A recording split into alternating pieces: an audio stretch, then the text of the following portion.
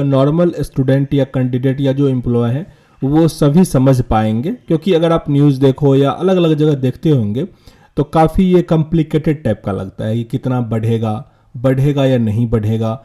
तो उसी पे अभी हम पूरा बात करेंगे, क्योंकि 2-3 दिनों से ये काफ़ी न्यूज़ में आ गया है। सांसदों ने हर जगह देखोगे, न्यूज़ चैनल पे हर जगह ये थोड़ा तुल पकड़ लिया है। तो उसी पे कमीशन जो है वो 2016 में आया हुआ था, लेकिन उसका जो कमेटी था वो 2014 में बन चुका था। सब यही कह रहे हैं, लेकिन जो 2026 में अभी आना है, 2026 में आना है, तो उस हिसाब से जो कमेटी है वो 2024 में बन जाना था, लेकिन अभी तक नहीं बना है। तो ये थोड़ा संशय है।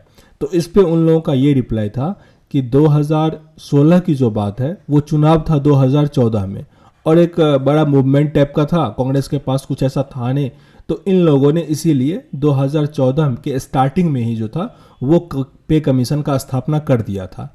जबकि पे कमीशन में ऐसा कुछ करने के लिए नहीं होता कि उतना पहले आप उसका स्थापना कर दो और 2 साल लग जाता है, ठीक है। तो ये 3 से 4 महीने का काम होता है, आसानी से हो जाता है। तो इन लोगों का ऐसा रिप्लाई था। तो इसीलिए 2026 में पे कमीशन आएगा ही आएगा, लेकिन इसका स्थापना जो है जब 2025 में जो बजट है ना वो पेश हो जाएगा, उसमें आपको देखने को मिलेगा और उसके बाद उसका स्थापना किया जाएगा। तो ये तो क्रिस्टल क्लियर हो गया कि जैसा उन लोगों के अकॉर्डिंग है कि 2026 में जो 8th पे कमीशन है वो आएगा ही आएगा, ठीक है। अब बात करते हैं कि सैलरी उसमें कितना बढ़ेगा। इससे पहले आपको पुराना वाला, अच्छा एक चीज़ देखिए, इस पहले ये जो डाटा है इसमें देखिए आप, अभी जिन लोगों का सैलरी होगा तो वो लोग जानते होंगे डीए जो महंगाई भत्ता होता है वो कितना है, अभी 53% है। और ये क्या होता है कि जैसे मान लो जैसे 7th या 6th पे कमीशन था, फिर आया 7th पे कमीशन, और अभी क्या होगा, अब 8th पे कमीशन आएगा। तो जो आपका बेसिक होता है, बेसिक सैलरी जो होता है, उसमें जो भी आपका डीए होता है वो दोनों को ऐड कर देता है, और फिर जो नेक्स्ट पे कमीशन आता है उसमें आपका डीए क्या हो जाता है, 0, ठीक है। और फिर 3% 4% बढ़ता चला जाता है। तो सबसे बड़ा डिफरेंस अगर आप देखो तो 7th पे कमीशन जब आया था 2016 में, उस टाइम डीए 125% था। लेकिन अभी जो अपना 8th पे कमीशन आएगा, अभी अगर आप देखो तो अभी मंथ चल रहा है 11 महीना, नवंबर चल रहा है, तो अभी अपना कितना है, 53% है। और फिर जनवरी में 3% बढ़ जाएगा 2025 वाले में, फिर जुलाई में 3% बढ़ जाएगा, और फिर 2026 के जनवरी में 3% बढ़ जाएगा।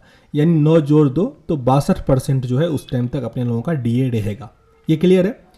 अब इतना बड़ा डिफरेंस है, उस टाइम में डीए काफ़ी अधिक बढ़ रहा था, अभी डीए क्या है, काफ़ी कम बढ़ा है। ये तो समझ में आ गया। अब डीए के साथ क्या होता है, देखिए अभी हम स्टार्टिंग में ही गए हैं कि डीए में आपका बेसिक सैलरी ऐड कर दिया जाता है। बेसिक अगर 100% है, ठीक है, और डीए आपका यहाँ पे देखो 125% ऐड हुआ, तो 125 इसमें आप ऐड कर दो तो कितना हो गया, 225%। यानी अगर आप फैक्टर देखो डीए मर्ज का तो वो क्या हुआ, 2.25%, मतलब इसको 100 से डिवाइड दे दिएगा और कुछ खास नहीं। वैसे ही अगर आप इस साल करेंगे तो क्या होगा, 100 में 62 ऐड कर देंगे तो क्या हो जाएगा, 162 हो जाएगा। यानी 1.62% जो होगा डीए मर्ज के बाद हो जाएगा। ये यहाँ तक आसानी से समझ में आ रहा होगा। अब इंक्रीज बाय पे कमीशन जो है, इसका मतलब ये है कि सरकार आपके सैलरी में कितना बढ़ाना चाह रही है। तो वो पिछले साल जो था वो था 14%, 14.3%। उससे पिछली बारे में जो 6th पे कमीशन था उसमें अधिक था, 32% के आसपास था, सबसे अधिक उतना ही था। लेकिन अगर आप स्टार्टिंग से देखो तो वही 12%, 18%, 15%, 14% ऐसा ही रहा था। तो हम इस बार भी 14%, 14.3% ही अगर इंक्रीज़ कर दे तो याद रखिएगा इसमें इंक्रीज होता है, डीए मर्ज वाले में उतना इंक्रीज होता है। तो आप क्या करोगे, 1.62 को 0.23 से मल्टीप्लाई करोगे तो आपका रिजल्ट क्या हो जाएगा, 2.57। इस बार अगर हम उस हिसाब से इंक्रीज करें तो, क्योंकि पिछली बार भी क्या था, 2.25 था, उसमें हम क्या किए थे, 14.3 से मल्टीप्लाई किए थे तो कितना आ गया था, 2.56, इतना इंक्रीज हुआ था।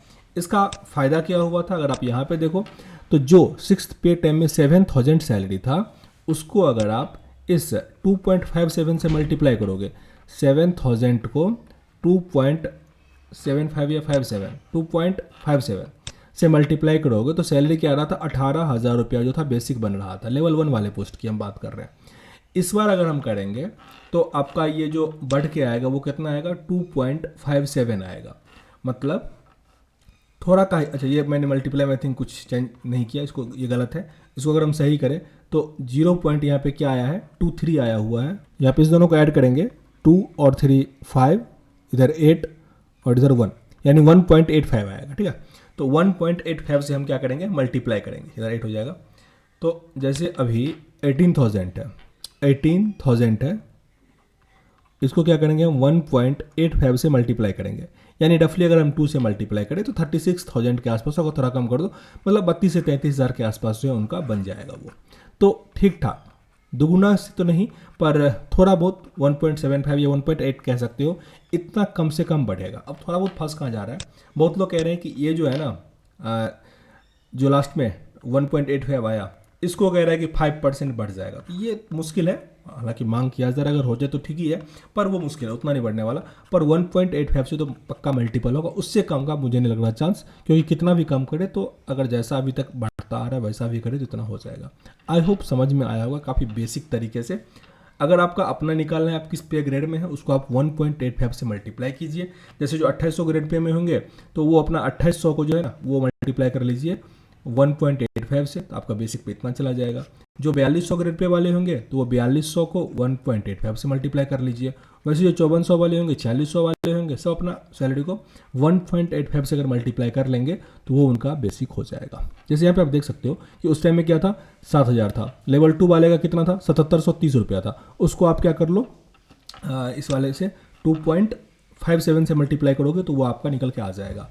तो बस यही है, आसान तरीके से आई थिंक समझ में आ गया होगा। फिर भी कुछ अगर दिक्कत हुआ हो कमेंट बॉक्स में लिखिएगा, हम कोशिश करेंगे और आसान तरीके से समझाने का। मिलते हैं नेक्स्ट वीडियो में, तब तक के लिए जय हिंद।